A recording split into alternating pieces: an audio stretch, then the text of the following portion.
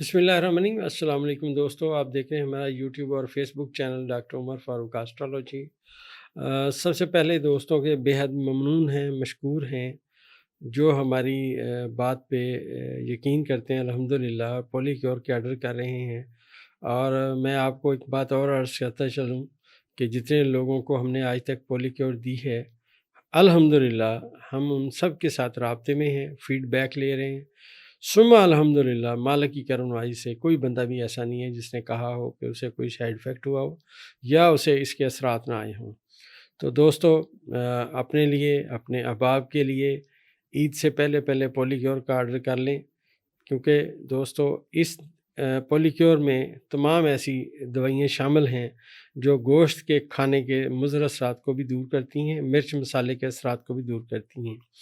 انشاءاللہ نیچے دیے گئے نمبر سے رابطہ کیجئے، آپ کبھی اللہ کے حکم سے مایوس نہیں ہوں گے۔ آج دوستو 3 جون ہے، 2025 ہے۔ آج میں آپ سے سب سے پہلے عرض کرتا چلوں کہ ذائچے میں اس سال میں شروع میں بھی میں نے ویڈیوز لگائیں اور لوگوں نے بڑا سراہا، ان سب دوستوں کی بڑی مہربانی۔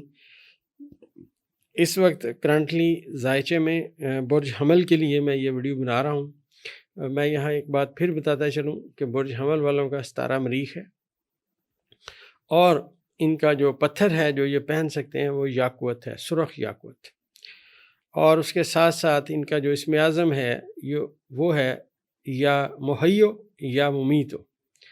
اب دوستو برج حمل میں جو ستارے اس وقت ان ہیں، جیسا میں نے آپ سے عرض کیا تھا کہ یہ برج حمل میں پہلی مرتبہ نیپچون یہاں پہ انٹر ہوا ہے جب سے پاکستان بنا۔ اس سے پہلے بھی ڈیفینیٹلی نیپچون یہاں پہ آتا رہا، لیکن پاکستان کے بننے کے بعد نیپچون یہاں پہلی مرتبہ ان ہوا ہے۔ اب جب نیپچون یہاں پہ آیا تو اس کے بعد زحل بھی یہاں پہ آیا۔ اس وقت ذائچے میں برج حمل میں زحل کا اور نیپچون کا کران ہونے والا ہے۔ اس کے ساتھ ہی ساتھ برج حمل میں زہرہ بیٹھا ہوا ہے جس کی متواتر ساد نظر مریخ کے ساتھ ہے، اور اس کی اب جو ساد نظر ہے وہ مشتری کے ساتھ بھی ہے۔ اب 27 درجے پہ دوستو جو ہے زہرہ ہے، 28 درجے پہ مشتری ہے اور 22 درجے پہ برج اسد میں مریخ بیٹھا ہوا ہے۔ اب اگر ہم اس ذائچے کو غور سے پڑھیں تو برج حمل والوں کے لیے اب بہت اچھا وقت شروع ہو چکا ہے۔ اللہ کے حکم سے یہ جس سمت میں جانا چاہتے ہیں اس سمت میں جائیں گے، لیکن یہاں ایک بات بتانی بہت ضروری سمجھتا ہوں۔ یہ جو عام طور پہ لوگ سمجھتے ہیں یہ 37.5 لگی جی زحل پچھلے برج میں پہنچا، 37.5 ہوگی فلاں ڈمکا۔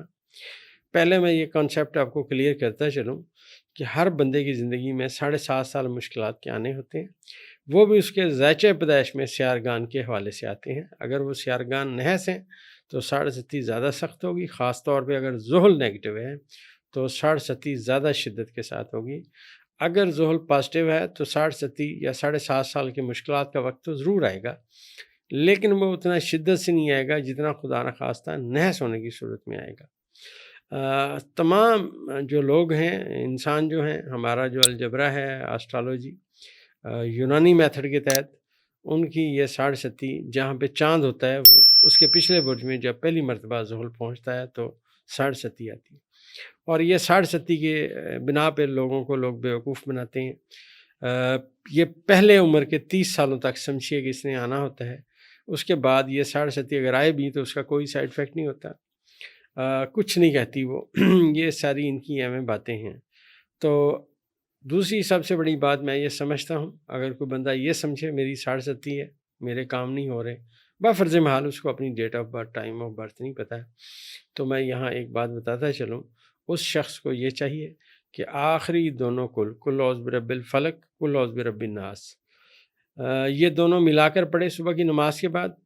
آغاز پہ پہلے ایک دفعہ پڑھ لے اپنا بسم اللہ الرحمن الرحیم، اس کے بعد کل اعوذ برب الناس، کل اعوذ برب الفلق، پھر کل اعوذ برب الناس۔ درمیان میں بسم اللہ نہیں پڑھنی، اس طرح اس کو 70 مرتبہ پڑھیں۔ بسم اللہ آپ صرف ایک دفعہ پڑھیں گے اور دونوں کو ملا کر 70 مرتبہ پڑھیں گے۔ اول آخر 5 دفعہ نماز والا درود شریف پڑھیں یا جو درود شریف آتا ہے وہ پڑھ لیں۔ اب جو آپ پڑھتے رہے روزانہ باقاعدگی کے ساتھ صبح کی نماز کے بعد، اور جب آپ نے سلام پھیرا اس کے بعد آپ نے کسی سے بات نہیں کرنی، وہیں بیٹھ کے آپ نے تسلی کے ساتھ یہ 70 مرتبہ پڑھنا ہے۔ جب 240 دن ہو جائیں گے تو اس بندے پہ وہ 40 دن پورے کرنے کے بعد احتیاطاً ایک دفعہ اور پڑھے 41 مرتبہ، 41ویں دن بھی پھر 7 مرتبہ روز پڑھتا رہے، تو اس عمل کی طاقت اس کے قابو میں رہے گی انشاءاللہ۔ اللہ کے حکم سے اس پہ کوئی جادو، کوئی نظر، کوئی تعویذ، کوئی چیز تارے کے مضر اثرات کبھی بھی نہیں آئیں گے۔ مجرب المجرب عمل ہے۔ میرے استاد محترم مجھے یہ بتا کر گئے تھے، انہوں نے کہا کہ میں نے اپنی زندگی میں اس سے بڑا عمل کوئی نہیں دیکھا۔ تو یہ میں علم کا جو بنیادی مقصد ہے دوستو وہ روشنی ہے، تو جو بھی صاحب یہ کریں تو مجھے بھی اپنی دعاؤں میں یاد رکھیے گا۔ اب دوستو برج حمل میں جو یہ میں نے ستارے بیان کیے، اگر اب برج حمل والوں کے لیے بات کریں تو برج حمل کے لیے جو ان کے 7ویں خانے کا حاکم ستارہ ہے زہرہ، وہ پہلے خانے میں ہے۔ اس سے آگے چلیں تو مریخ جو ہے وہ ان کے زائچے کے 7ویں خانے کا ستارہ، مریخ جو ہے ان کے پہلے خانے کا ستارہ اور زہرہ ان کے 7ویں خانے کا ستارہ، یہ آپس میں ناظر ہیں۔ اس میں مشتری کی کمیونیکیشن بھی شامل ہے، اور زہرہ جو ہے برج حمل والوں کے لیے ان کی فنانس کو نشاندہی کرتا ہے، اسی طرح برج میزان والوں کے لیے برج عقرب میں مریخ ان کی فنانس کی نشاندہی کرتا ہے۔ تو یہ ستارے دونوں آپس میں پازیٹیو نظر میں قائم کیے ہوئے ہیں، تو ان کا فیوچر انشاءاللہ برائٹ ہوگا۔ یہ جس سمت میں جانا چاہتے ہیں اب کامیابیاں دیکھیں گے۔ پھر میں عرض کرتا چلوں کہ عمر کے پہلے 30 سالوں میں ذائچہ تھوڑا سلو ہوتا ہے، اور اس کے بعد اگلے 30 سالوں میں ذائچہ کافی بہتر ہو چکا ہوتا ہے۔ تو دوستو اب جو برج حمل والوں کے لوگ ہیں ان کے ذائچے کے دوسرے خانے میں یورنس بیٹھا ہوا ہے جو اپنے حبوط کے خانے میں ہے۔ اس سال 8 جولائی 2025 کو یورنس یہاں سے چلا جائے گا۔